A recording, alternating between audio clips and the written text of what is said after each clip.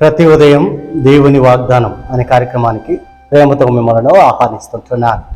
ఈ ఉదయకాల సమయంలో దేవుడు మన కొరకు ఏర్పాటు చేసినటువంటి వాక్య భాగము సామెతల గ్రంథము 20వ అధ్యాయము 22వ వచనాన్ని ధ్యానించుకుందాం. సామెతల గ్రంథము 20వ అధ్యాయము 22వ వచనాన్ని ధ్యానించుకుందాం.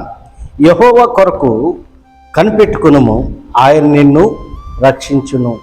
క్రీస్తునందు ప్రియమైన దేవుని బిడ్డలారా, ఈ యొక్క చదవబడినటువంటి వాక్య భాగంలో మనం గమనించినట్లయితే పరమ జ్ఞాని అయినటువంటి సొలొమోను మహారాజు రచించినటువంటి ఈ యొక్క సామెతల్లో మనము ఈ యొక్క మాటను మనం చూడగలం.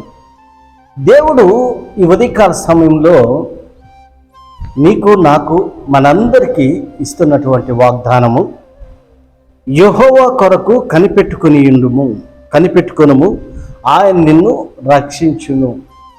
పరమజ్ఞాని పలుకుతున్నటువంటి పలుకులు, ఈ పలుకుల్లో మనం గమనించినట్లయితే యెహోవా కొరకు కనిపెట్టుకొని ఉండుము అనేది ప్రాముఖ్యమైనటువంటిది. ఈ లోకంలో మనం జీవిస్తూ ఉంటున్నప్పుడు మనము అనేక వాటి కొరకు కనిపెట్టుకొని ఎదురు చూస్తూ ఉంటున్నాం. కానీ వాటి వలన మనకు రక్షణ లభించదు, వాటి వలన నెమ్మది కలుగదు, వాటి వలన మనకు సమాధానము దొరకదు. ఒక దేవుని కొరకు మాత్రమే కనిపెట్టుకున్నప్పుడు మనము రక్షింపబడతాము, మనకు సమాధానము దొరుకుతుంది. ఎందుకనగా రక్షించేదానికి శక్తి కలిగినటువంటి దేవుడు మన దేవుడు. ఆయన లోక రక్షకుడుగా ఉంటున్నాడు. పాపములో పడి ఉన్నటువంటి వారిని, అంధకార సంబంధమైనటువంటి చీకటి శక్తుల్లో బాధింపబడుతున్నటువంటి వారిని, సాతాను యొక్క బంధకాల్లో బంధింపబడినటువంటి వారిని ఆయన రక్షించడానికి సమర్థుడుగా ఉంటున్నాడు. ఎందుకనగా ఆయన సర్వశక్తి కలిగినటువంటి దేవుడుగా మరి ఉంటున్నాడు. క్రీస్తునందు ప్రియమైన దేవుని బిడ్డలారా, మరి ఈ ఉదయకాల సమయంలో మరి నీవు దేని కొరకు కనిపెట్టుకొని ఉంటున్నావు? ఎవరి కొరకు నువ్వు ఎదురు చూస్తూ ఉంటున్నావు? ఒకవేళ ఈ లోకం కొరకు నువ్వు కనిపెట్టుకొని ఉన్నట్లయితే అది వ్యర్థముగా ఉంటున్నది. అదే దేవుని కొరకు నువ్వు కనిపెట్టుకొని ఉన్నట్లయితే దేవుడు నిన్ను రక్షించేదానికి ఆయన సంసిద్ధంగా ఉంటున్నాడు. మరి అందుకే కీర్తనాకారుడు అయినటువంటి దావీదు అంటున్నాడు, కొండల తట్టు నా కనులెత్తుచున్నాను, నాకు సహాయము ఎక్కడ నుండి వచ్చింది? యెహోవా వలనే నాకు సహాయము వస్తుందని దావీదు ఎలుగెత్తి దేవుని సన్నిధిలో ప్రార్థిస్తూ ఉంటున్నాడు. ఈ లోకంలో ఎవరి ద్వారా రక్షణ కలగదు, ఎవరి ద్వారా విమోచన కలగదు.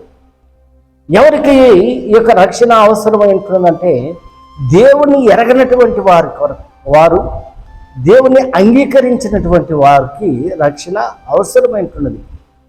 దేవుని యొద్దకు రాకుండా, దేవుని యొక్క చిత్తానుసారంగా జీవించకుండా, ఈ లోకానుసారంగా జీవిస్తూ ఈ లోకంలో పడిపోయి పాపంలో పడిపోయినటువంటి వారికి రక్షణ అవసరం. రక్షింపబడిన తర్వాత జరిగేటువంటి కార్యాలు మనం గమనించినట్లయితే ఆయన రాజ్యంలో వారసులుగా ఉండేదానికి ఆస్కారం ఉంటుంది. ఈ లోకానుసారంగా జీవిస్తే మరి ఆయన వారసులుగా ఉండేదానికి ఆస్కారం లేదు.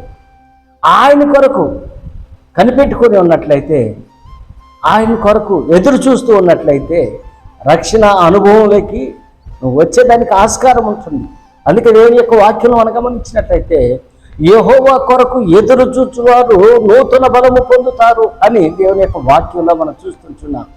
ఆయన్ను ఎదురు చూసినట్లయితే, ఆయన కొరకు కనిపెట్టుకొని ఉన్నట్లయితే నూతన బలము పొందుకునేదానికి ఆస్కారము ఉంటుంది.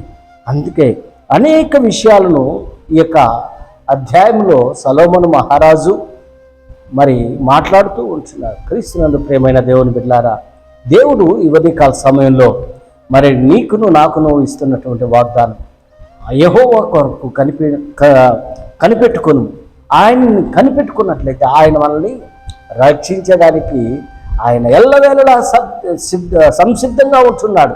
అందుకంటున్నాడు, నా యొద్దకు వచ్చేవారిని నేను ఏ మాత్రములో త్రోసివేయను, అనునిత్యము కాచి కాపాడుతానని దేవుడు వాగ్దానం చేశాడు. దేవుడు మరి వాగ్దానం చేసినటువంటి వాడు, నమ్మదగినటువంటి వాడు, నమ్మకమైనటువంటి వాడుగా ఉంటున్నాడు. కాబట్టి ఆయన కొరకు కనిపెట్టుకునేటువంటి వారిగా నీవు నేను ఉండాలని ఈ కొద్ది మాటల ద్వారా నేను హెచ్చరిక చేస్తుంటున్నాను. దేవుడి యొక్క మాటలను మరెక్కువగా మీకును మీ కుటుంబాలకును ఆశీర్వాదకరంగా దేవుడు మార్చిన గాక. ఆమేన్.